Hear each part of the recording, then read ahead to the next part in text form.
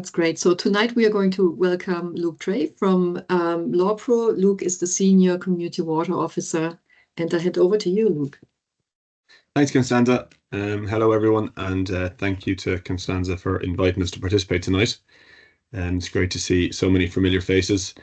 Most of you I do know, and for those of you that don't know me, as Constanza said, Luke Drea is my name. I work with LAWPRO in the Western region, in Mayo, Galway and Roscommon, working in those counties, managing the community team.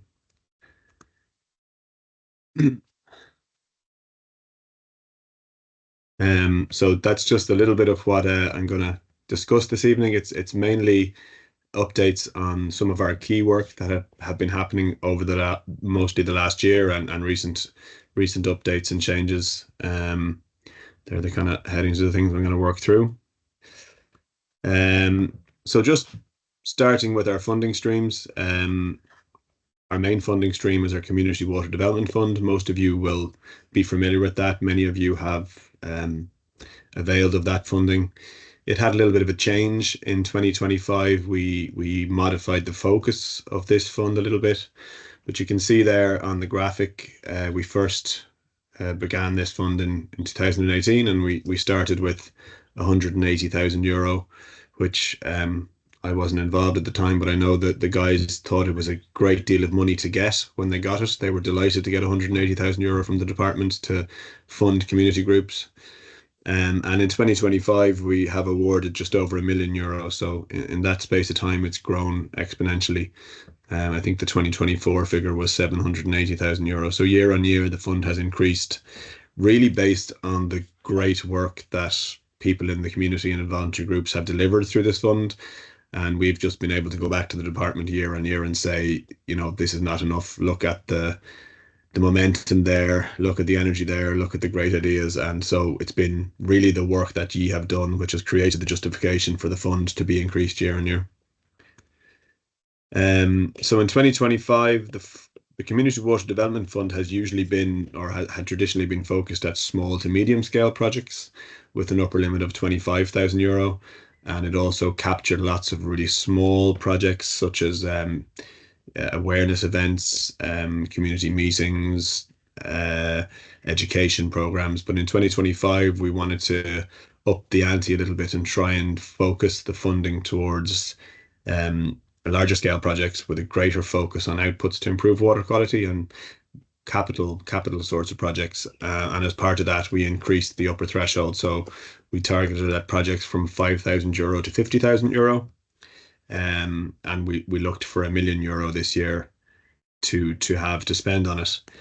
And we got an amazing response. So we had applications in excess of €2 million, €2.2 million was the value of the applications we received.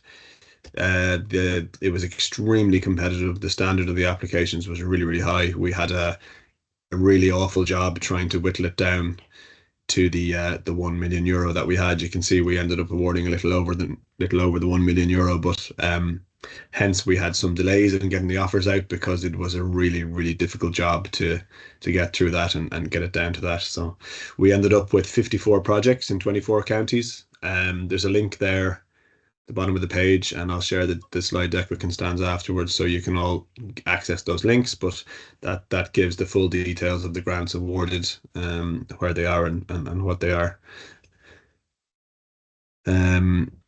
So our catchment support fund, then moving on to that, this was a new fund in 2024, and we awarded €500,000 in 2024. This fund is really focused at organizational core costs for groups, so fixed overheads such as insurance,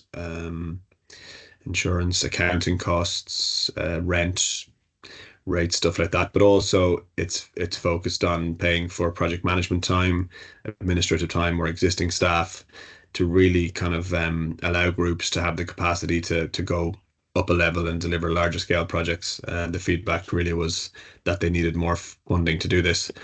The fund was really the justification for the fund came from the resilience project, which some of you will be aware of, and the reporting from that, which really made it obvious that, you know, there was a lot of groups in the country with a lot of energy and a lot of ability and a lot of determination to do good, but they couldn't deliver to the scale the ambition was without some more support financially, and so that was where this funding came from.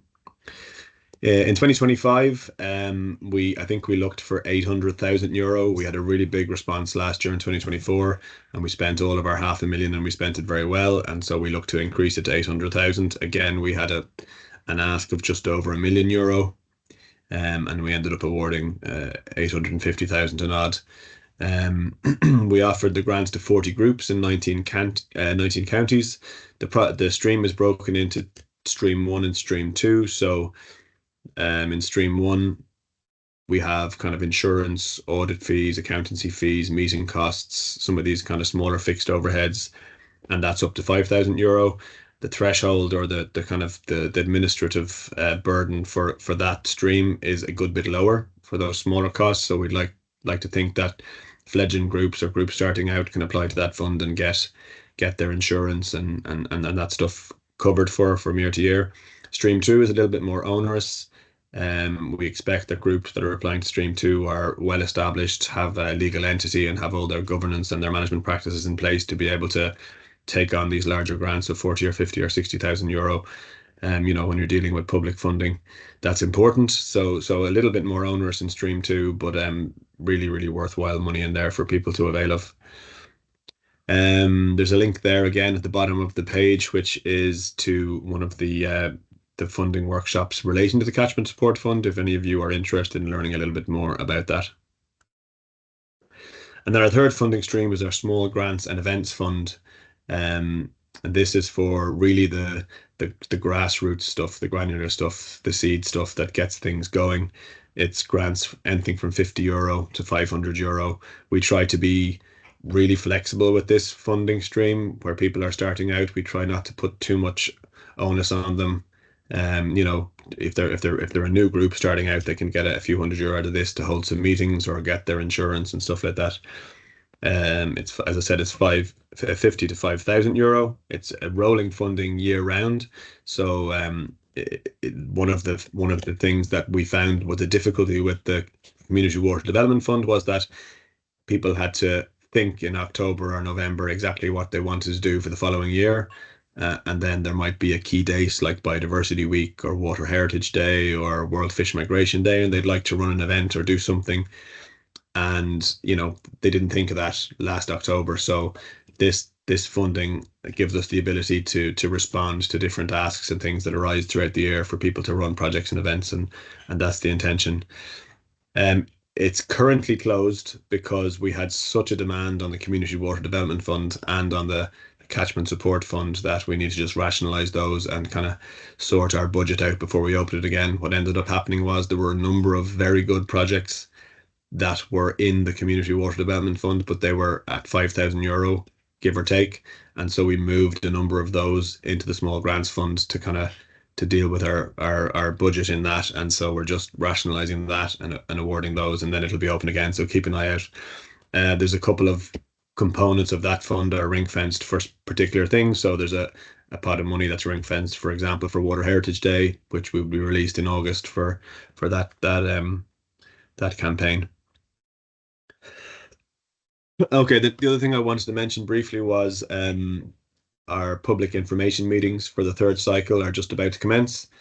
Those of you in the Western region will be happy to hear that the West is leading the charge. So the very first ones in the country are going to be in Connemara on the 24th and 29th of April.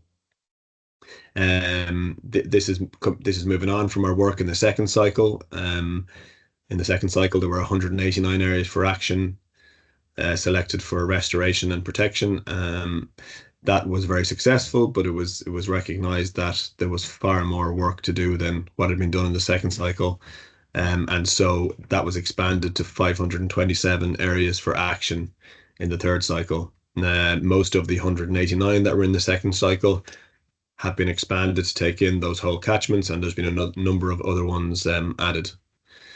And so the third cycle AFAs, as I said, are broken into three categories. There are areas for restoration, areas for protection, and then areas where there are catchment projects.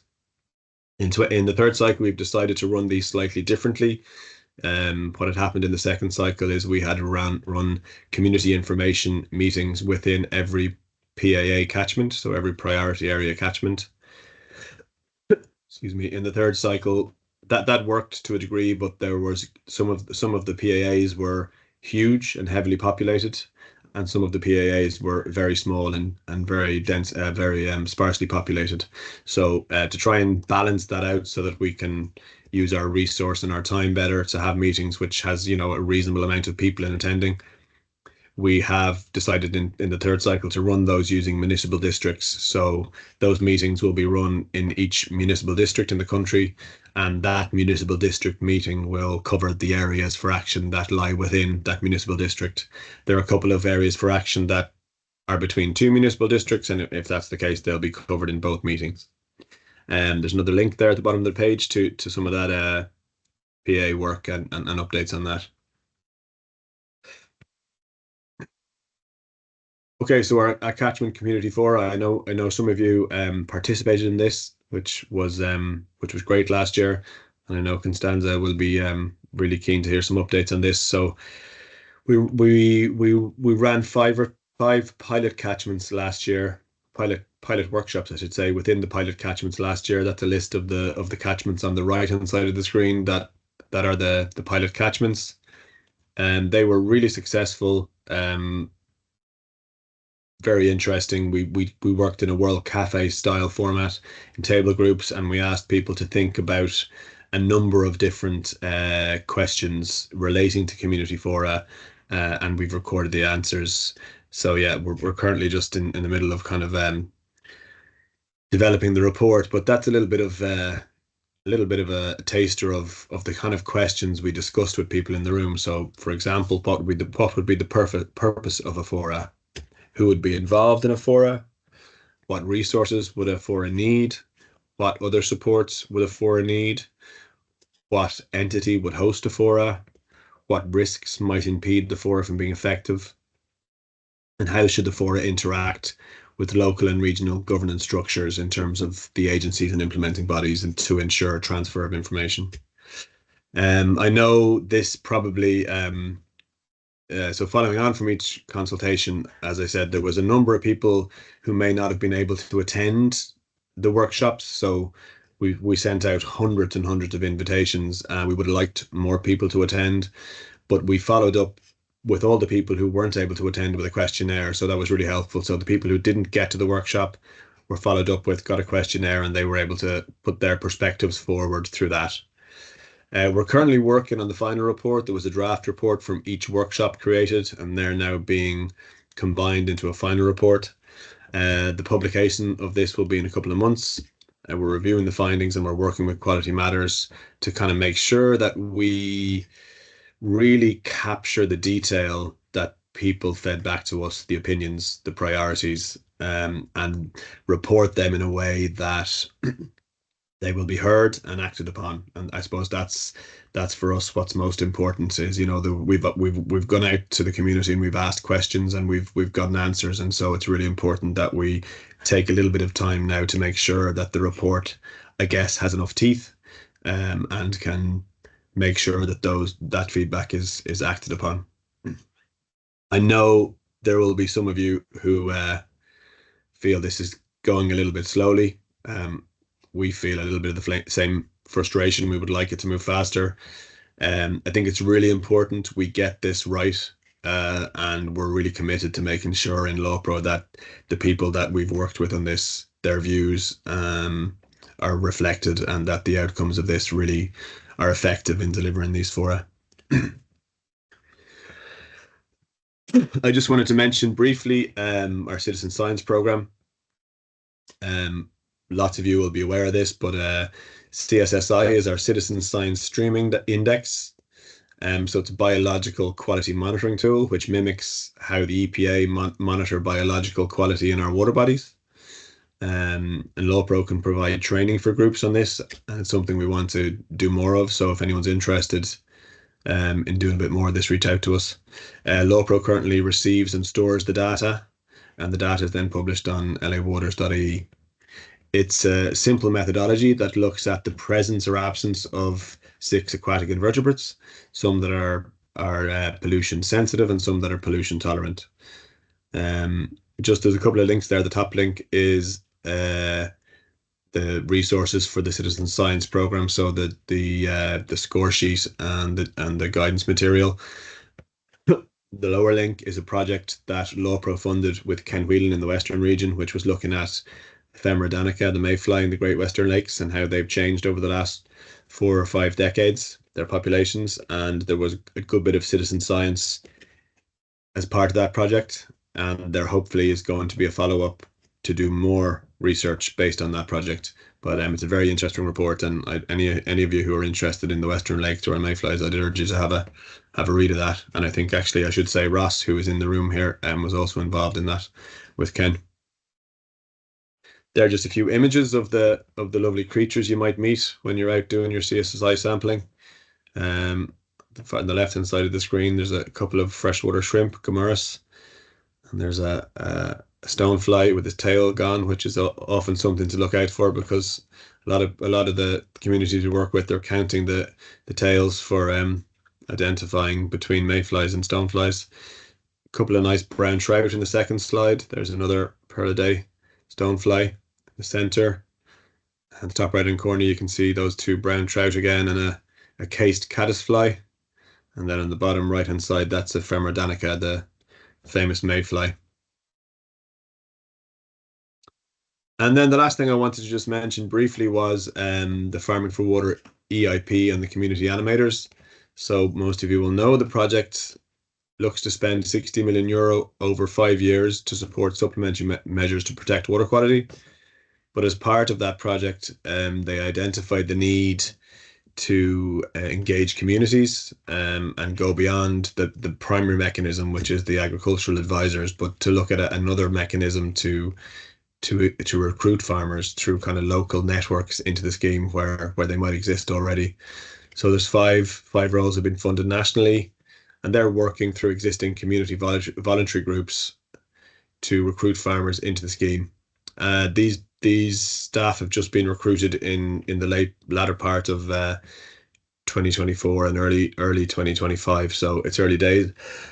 That work is just beginning, but I think I've been working with the Carb Bio and the Carb Catchment Partnership and the animator in the West, and I think there's some really exciting stuff developing there already. So watch this space. And then there's a link there at the bottom of the page to the Farming for Water EIP website, and there's more information there on that if you're interested in looking at the measures booklets, and what payments are involved in the measures, and what sorts of measures are funded.